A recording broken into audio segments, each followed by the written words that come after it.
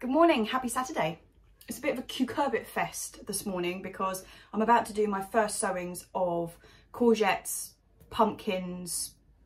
It's not really my first sowing of cucumbers, to be honest. It's my second because I started some off about a week ago, but mainly cucumbers. And I say first sowing, it's actually my only sowing. Whereas with everything else, you always hear me saying, oh, I'm sowing my first lot now and I'll sow another lot in a month or whatever. With these guys, I just sow them all at the same time. Unless obviously there's an absolute catastrophe, in which case I might end up sowing some later. But generally, the idea is just sow them once. So I've actually had a bit of a hard time getting hold of things that I wanted this year. Obviously, like the seed companies have been completely run off their feet this year. And then obviously with the added issues that having to operate under COVID conditions and everything has caused them. So I've had a bit of a difficulty kind of getting hold of stuff. So my favourite courgette, which I absolutely love, is called Green Tiger, and I wasn't able to get any seed for it, but I have managed to get some plug plants. So they're coming early mid-May. So they are just, I'll put a picture on the screen actually, because they are the most wonderful courgettes. Really, really dense flesh, really shiny, really bright, keep their colour when they're cooked. Like they're gorgeous, and they have even when you pick them a little bit bigger, they still don't have a really pithy centre. So they're just basically a beautiful, beautiful courgette. So just add them to the list. They're the first two that I'm doing, but I'm not actually going to be sowing them myself because I've ordered them. But ones that I am doing, if you're short on space, All Green Bush is an absolute fantastic courgette. It's just like bog standard green chap, but the plant itself is really compacted, whereas some of the courgette plants just get like unbelievably big, huge. You know, you have to plant them like nearly a metre apart sometimes, they're so big. All Green Bush, it's really good in compact spaces and really good in a pot. So if you're short on space, All Green Bush, note that one. Also a really good tasting courgette. So marrows are like a thing of my childhood. I remember marrow really clearly from when I was a kid. And to be honest, I don't know whether they were just overgrown courgettes or whether they were grown to be marrows. But last year, my plot neighbour, just over from me, wasn't able to get down to the plot as much as he wanted to. And so some of his courgettes seriously got away. They were like absolutely massive and, you know, really tough. And he was just throwing them out. And we took a couple home and I did a couple of stuffed marrows, and it just had a bit of a resurgence for me. They were just fantastic. And I was really surprised because I used to hate marrow when I was a kid. Actually, I used to hate courgette as well, to be honest, but not as much as I hated marrow. And yeah, this was just a wonderful revelation. It was absolutely delicious. So I'm actually growing a marrow this year, intentional marrow rather than accidental marrow. There seems to be a theme here. This is called Long Green Bush. I've got All Green Bush, Long Green Bush. I'm also doing a couple of patty pans. I'm doing Pattison Gagat, which I did last year. I got this packet free on the front of, you know, like Grow Your Own magazine or something, and threw them in quite late, and they turned out brilliant, really tasty. I sometimes have a bit of a problem with the patty pans, particularly the yellow ones. I don't like how seedy they are in the middle. Even when you pick them quite small, they're a bit seedy and they're a bit bitter. But I didn't find that at all with these guys, so doing them. And I also have a really pale green one, Benningtons green tint. I'll throw those in too. So that's basically my courgette selection that I'm doing this year. I do have, oh, and there's one more, Golden Griller, a yellow one. Gonna get that on. So what's that? Green Tiger, Golden Griller, All Green Bush, Long Green Bush, Pattison Gagat and Benningtons green tint. That is my summer squash type ones. And then going on to pumpkins. So I said before, way back when I was trying to get some inspiration from you and some recommendations of really good like winter squash varieties, that I like them to be really small. The year before last, or last year was it? No, the year before last, we grew Hungarian. No, we didn't. It was called,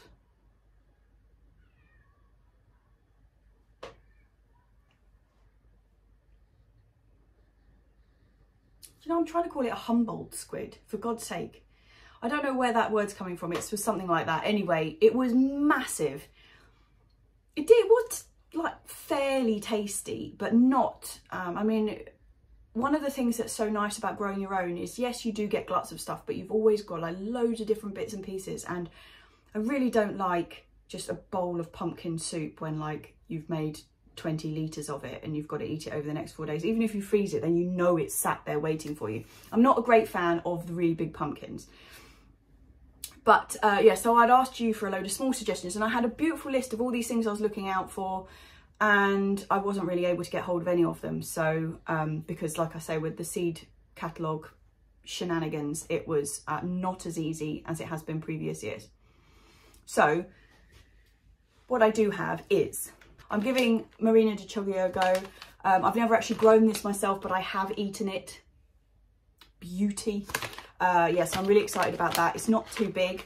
I'm doing Crown Prince, which, as you know, I am a massive fan of Crown Prince. I think it's unbeatable. I mean, so far, I haven't found anything that really even rivals it. So, Crown Prince.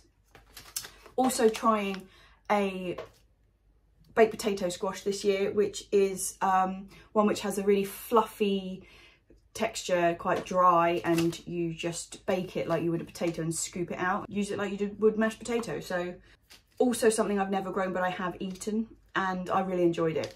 So I'm only going to probably do one of those. There's only so much of that kind of thing you need, but as a bit of a change from mashed potato, I think that's going to be really nice. And I'm trying again with a butternut squash. I don't know if you remember last year's, actually I'll show you. These were my butternut squash last year. I mean, what?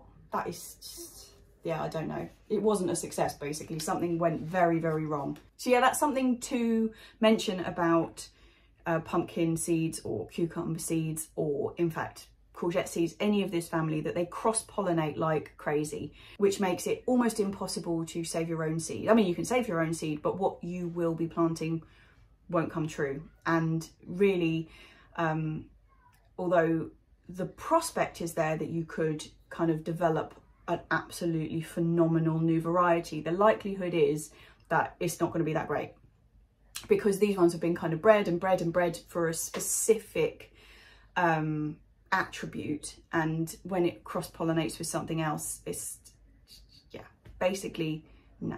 There's a bit of a thing about this cross-pollination. So the cross-pollination can only affect the seed for the next generation. It can't affect the fruit that's being grown that year on the plant. So where I planted butternut squash and Crown Prince, it wasn't that I planted those two together that they cross-pollinated to give me no butternuts but some blue bulbous thing.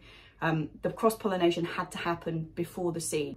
So it's just sexual reproduction. It's like you've got a male flower and a female flower, and the female flower is producing the fruit, but it's the same way that if I sleep with Tom Hardy, I don't become half Tom Hardy. My offspring is half Tom Hardy. So the seeds inside that pumpkin would then be half of whatever else, a cucumber or a courgette or whatever. It wouldn't be a Crown Prince.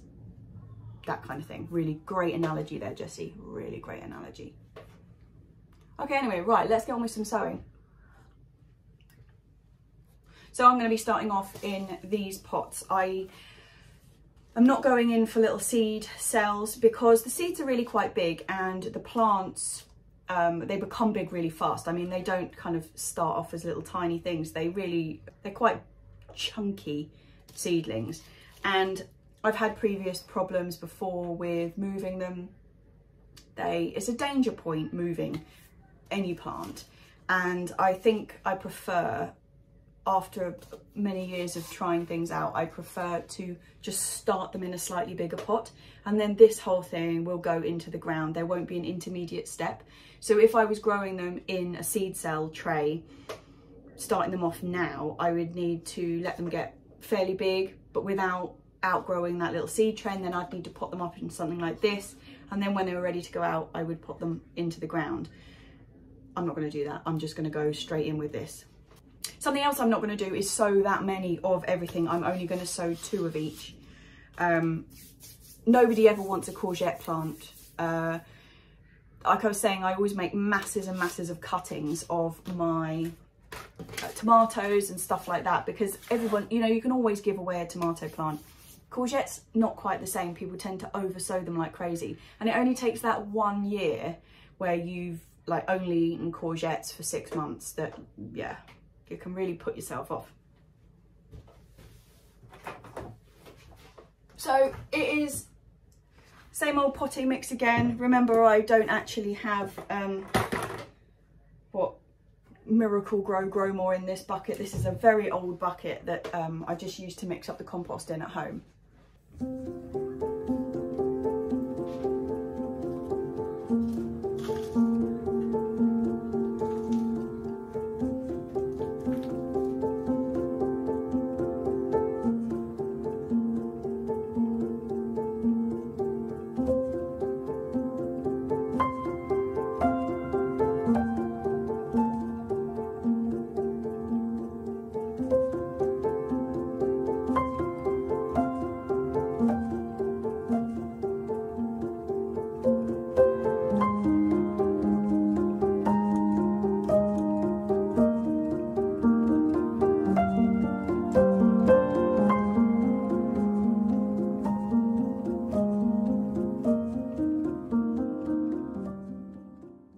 I'm going to start with that. I'm not going to sow more than 2 each of the courgettes because really what I want is 1. Right, what have we got then? We have... So I'm going to do 2 all green bush. Actually, doesn't feel like there's that much seed in there. I'm going to do 1 all green bush. That's it. And I'm just having the seed on its edge and just pushing it in. It doesn't need to be that deep. This is about maybe 1 inch down, and then just cover it back up again. That's it. Done. I'm actually labelling the pots by writing on them because I've run out of plant labels. This is quite good, this paint pen, because it's waterproof, it doesn't come off, but if you wipe it with either methylated spirit or something, it just comes straight off. So it's not like I am ruining the pots for the future.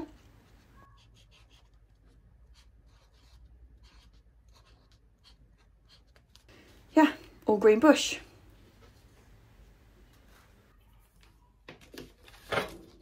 Right, okay, so next up is going to be marrows. Again, just on its edge, so holding it that way. I always find that just works much better than trying to plant them upright. The main thing is that you don't plant them flat. You want them on their edge. So I'm just going to stick that straight in the middle there. It's about 1/2 inch, 1 inch under. And that's it. Simple as.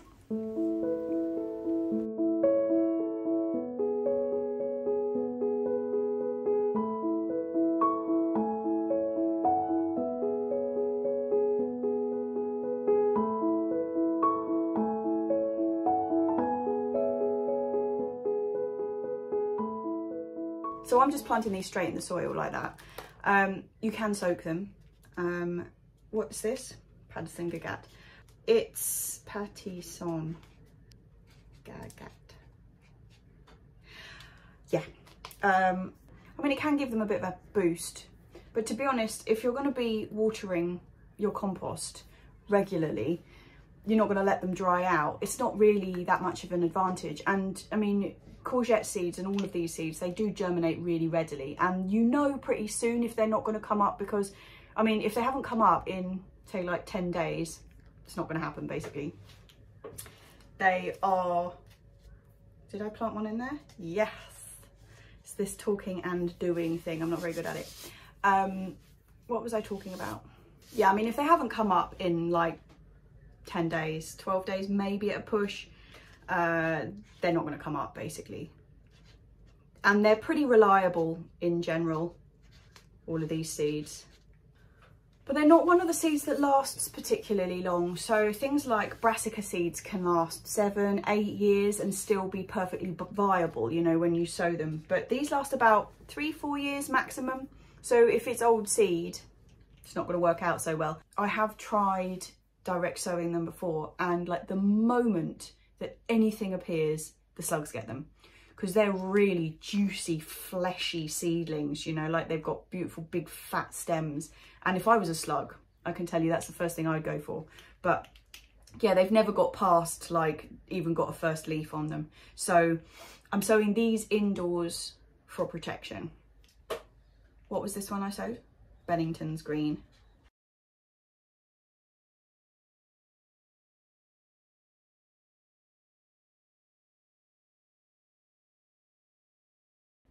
So that is all of my courgettes. So next up is going to be the pumpkins. I'm going to do 2 of each of the pumpkins.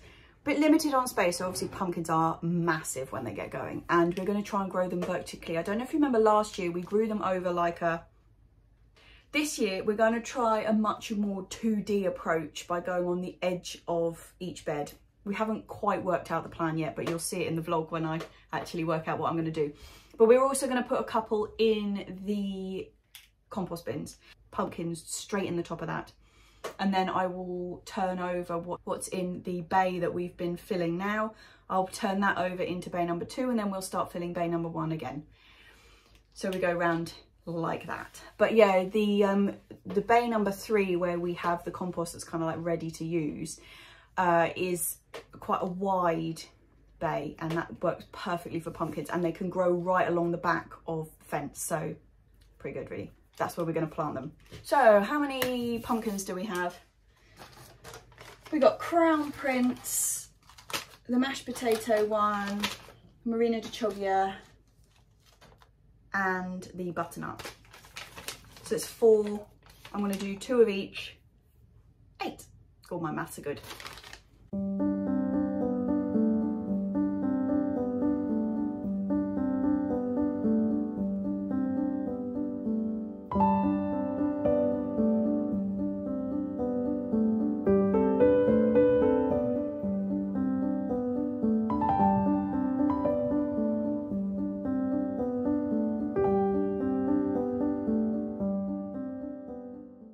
So yeah, like I was saying, we're going to be doing more growing vertically this year.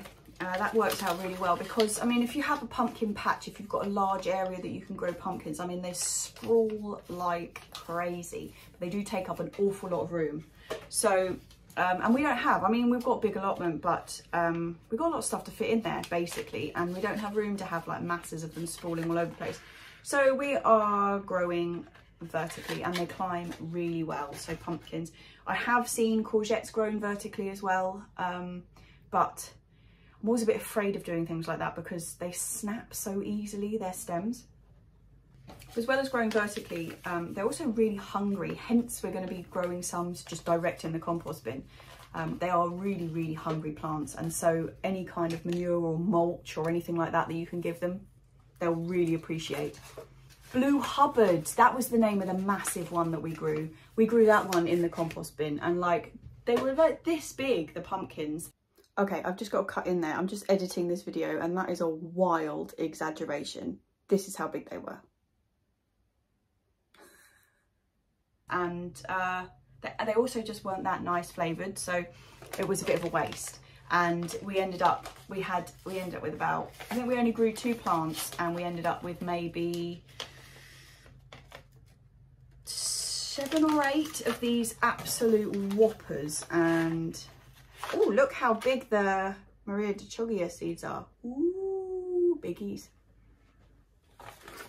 Yeah, just not that nice. So, but they did grow really, really well. But something that courgettes and pumpkins often like have a problem with is mildew. They just do, basically. And the best way that I've found to get rid of that, what is this? A butternut squash. All of them. Is you can make a tea, like, you know, like when you make comfrey tea, you can make a tea out of chives. So, like, you know, you get to a point with the chives where they start looking a bit scraggly in the middle of the summer. You can just like give them the chop right at the bottom. Butternut. You can give them a chop right at the bottom, which will encourage all the lovely new growth to come, so you'll have another whole flush of beautiful chives to eat. But when you do that, you just do what you would do with comfrey, like put it in water and let it go off, basically, let it rot down, and then use that as a spray because it's got masses of sulphur in it, and sulphur used to be like the old fashioned way you'd spray everything with sulphur to stop the mildew, and it works an absolute treat. Yeah, it works an absolute treat. I tried it. This was something that I found out about really, really late last year.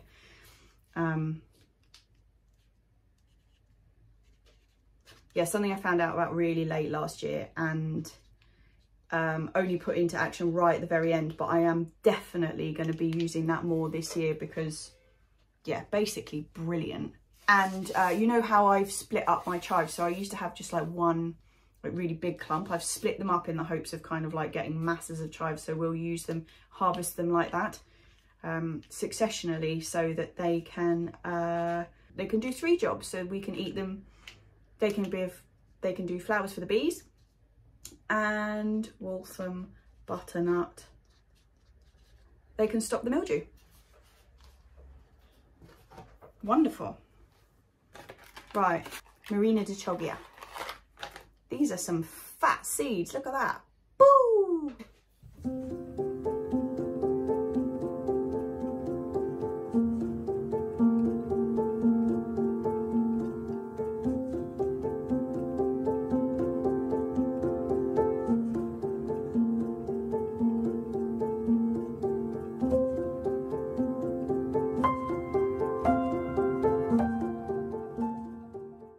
And finally, my beauty, the crown prince. So I'm interested to know, hang on, let me put the camera back up rather than squatting. I'm interested to know how you feel about crown prince, because you know how I feel about it. When we discussed this before, do you remember back in the thing when I was asking for recommendations, we did discuss it and I did see lots of people liked it. I was really surprised that some people came up with some rivals too, particularly, is it called Ichikukuri? Now you see, I've tried that one and I just wasn't that impressed with the flavour. I just thought it was a bit one-dimensional. Crown Prince, but on the website, when it's working, I have a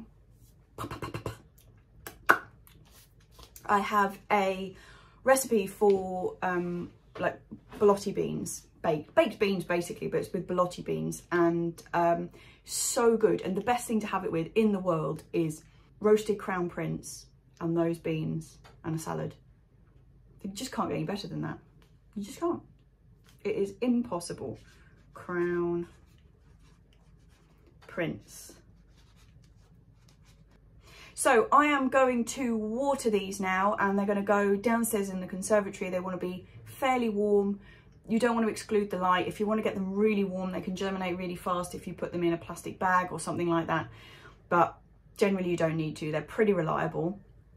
Simple as. It's important that the seed doesn't lie flat in the compost though, you know, so upright like I was putting it, because if you have it flat, like I say, it just rots, and that's no good, obviously. So that's where we are. I've got my pumpkins and courgettes in. I think I've been very restrained this year. The weather's been a bit pants. I mean, the weather's been glorious in the sense it's been beautiful and sunny, but it has been pants at night. It's been so cold. I've got loads going on this week on the allotment for the vlog. I'm working an extra day this week because I'm covering somebody at work. So I've got 1 day less to do anything. It's all getting a bit much. So when I just did the thing on Instagram this morning, one of the questions I was asked was, am I still doing Patreon? And I didn't think I'd ever mentioned Patreon, but I must have, like, way back when I was being ambitious. But yes, I am planning on doing Patreon. I want to make it worthwhile for people, so there's actually quite good content on there. And at the moment, I'm operating at my limit of kind of recording and editing with working. So I can't do anything about it at the moment, but my job looks like it is coming to a close in the middle of June. And from the middle of June, I'll be unemployed again. So that is when I'm thinking that I'll also have the time to be able to dedicate towards putting some extra content out on there, and then it might be worthwhile, and I won't have a job. So any extra income would be extremely appreciated. So yeah, I will keep you posted on that. It's not for certain, it's just something that I'm playing around with, but obviously at the moment it's a no-go because I can't provide anything extra for you. But June, so possibly starting July, we might try and do something with that. If you've got any ideas of things that you would want to see included in a Patreon, I've been looking around at what other people offer. Some people go all out and it is a major thing, like the mother cooker, Gem. I mean, her Patreon is just unbelievable. I can tell you that's way above me, but I do want to offer other things. And so I've been looking around at what other people offer and just having a bit of a look. But if you've got any ideas or you've got anything that you think you would like me to offer, what you think would be worthwhile, I'd love to hear from you. So stick it underneath. If you enjoyed this, give me the thumbs up. I really hope that everything's going well. I've seen so much scorched. I haven't seen any of that. I've seen so much sun-scorched seedlings on Instagram recently. I hope everybody's been like mollycoddling everything. Yeah, all right, chaps. I'll see you later.